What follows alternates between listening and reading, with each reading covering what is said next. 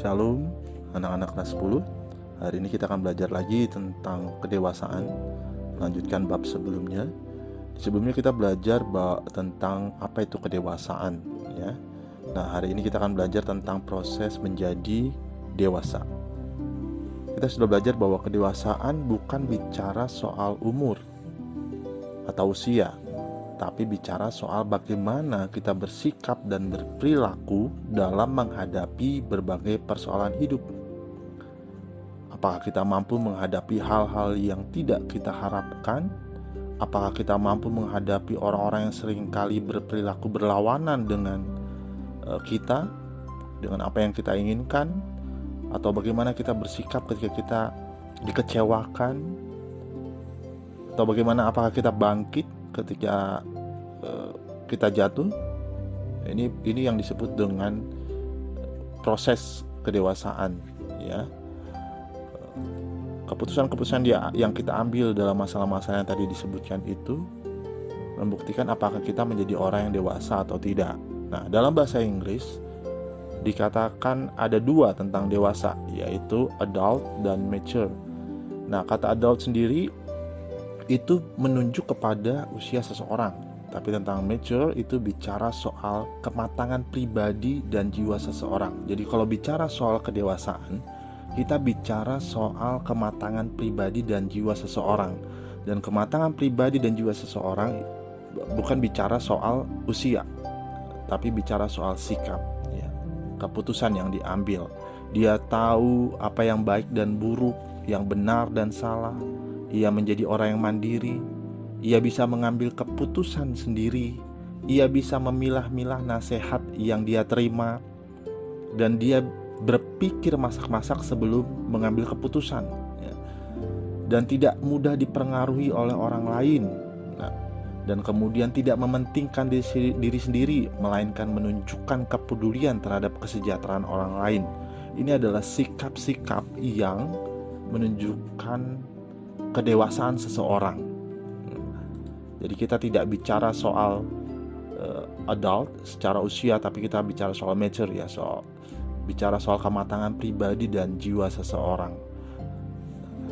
Di Alkitab ada tertulis dalam Efesus 4 ayat 13 sampai 16, Paulus mengingatkan jemaat. Di situ dikatakan, sampai kita semua telah mencapai kesatuan iman dan pengetahuan yang benar tentang anak Allah, kedewasaan penuh dan tingkat pertumbuhan yang sesuai dengan kepenuhan Kristus, sehingga kita bukan lagi anak-anak yang diombang-ambingkan oleh rupa-rupa angin pengajaran, oleh permainan palsu manusia dalam kelicikan mereka yang menyesatkan, tetapi dengan teguh berpegang kepada kebenaran di dalam kasih, kita bertumbuh di dalam segala hal ke arah Dia, Kristus, yang adalah kepala. Daripadanyalah seluruh tubuh yang rapi tersusun dan diikat menjadi satu oleh pelayanan semua bagiannya, sesuai dengan kadar pekerjaan tiap-tiap anggota, menerima pertumbuhannya dan membangun dirinya dalam kasih. Mereka menghadapi masalah ajaran palsu, ya. Jadi ajaran palsu itu sudah lama ada, dan ajaran-ajaran ini mengajak jemaat untuk meninggalkan Kristus. 2 Petrus 1 ayat 1 juga lebih ditegaskan tentang bahwa pengajaran palsu itu sudah ada. 2 Petrus 1 ayat 1 berkata, sebagaimana nabi-nabi palsu dahulu tampil di tengah-tengah umat Allah, demikian pula di antara kamu akan ada guru-guru palsu. Ini dibuatan bahwa ada guru-guru palsu. Mereka akan memasukkan pengajaran-pengajaran sesat yang membinasakan. Bahkan mereka akan menyangkal penguasa yang telah menebus mereka, dan dengan jalan demikian segera mendatangkan kebinasaan atas diri mereka. Dalam 1 Yohanes 4 ayat 1 juga dikatakan, saudara-saudaraku yang kekasih, janganlah percaya akan setiap roh, tetapi ujilah roh-roh itu, apakah mereka berasal dari Allah, sebab banyak nabi-nabi palsu yang telah muncul dan pergi ke seluruh dunia. Pengajaran sesat berusaha membujuk supaya orang-orang percaya kepada Yesus Kristus menjauhkan diri dari kasih karunia Allah. Dan orang yang dewasa, yang percaya pada Yesus, yang dewasa adalah orang yang tidak mudah digoyahkan oleh ajaran-ajaran sesat. Nah, salah satu contoh ajaran sesat yang pernah masuk ke Indonesia adalah Children of God atau The Family International, ya. Kelompok ini didirikan pada tahun 1968 di California. Ajarannya dia mengajarkan bahwa akhir zaman sudah dekat, bicara soal pada masa itu.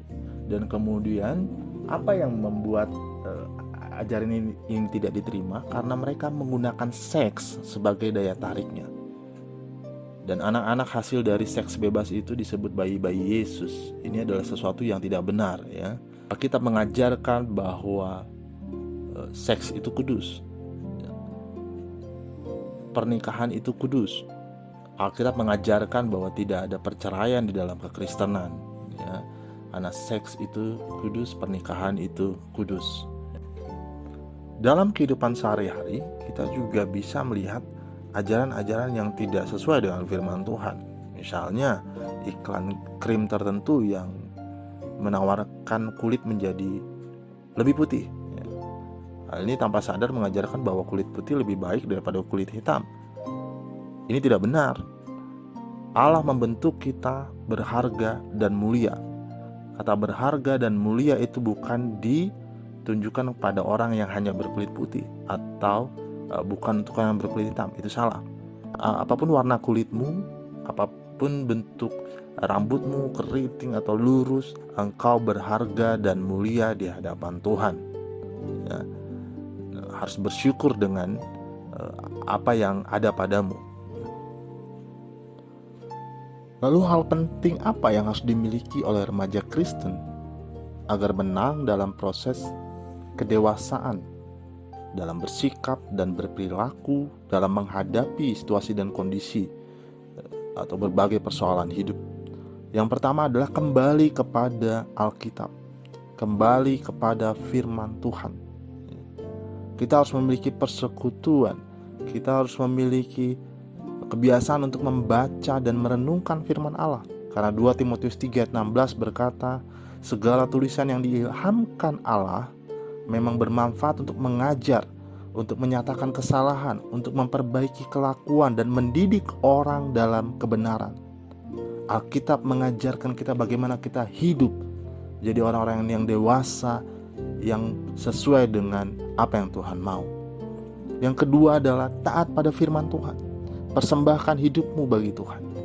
Roma 12 ayat 1-2 berkata bahwa demi kemurahan Allah aku menasihatkan kamu supaya kamu mempersembahkan tubuhmu sebagai persembahan yang hidup, yang kudus dan yang berkenan kepada Allah. Itu adalah ibadahmu yang sejati.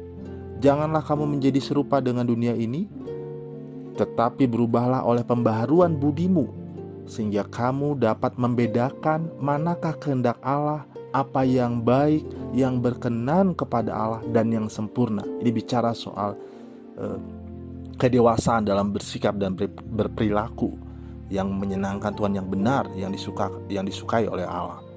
Nah, kemudian biarlah hidupmu dipimpin oleh Tuhan.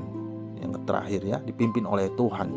Dalam Galatia 5 ayat 16-26 jelas di situ dikatakan bahwa dikatakan tentang buah-buah roh yang harusnya ada dalam anak-anak Tuhan.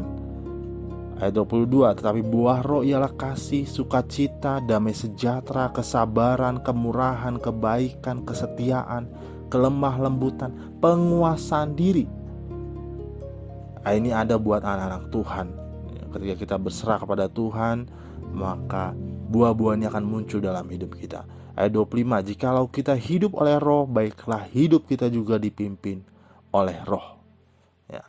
Apa yang kita pelajari hari ini, kedewasaan yang benar yang mestinya terjadi dalam hidup kita masing-masing adalah sikap hidup yang tidak mudah diombang-ambingkan oleh pendapat orang-orang di sekitar kita. Kedewasaan yang benar itu mestinya tampak dalam kemampuan kita ketika kita diperhadapkan dengan berbagai ajaran, pemikiran, filosofi, bahkan juga iklan-iklan yang mengajarkan sukses, keberhasilan, kekayaan, kemasyhuran yang mudah dengan jalan pintas. Alkitab justru mengajarkan yang sebaliknya. Kedewasaan yang benar adalah kedewasaan yang berprinsip, yang didasarkan pada firman Tuhan. Tuhan Yesus memberkati.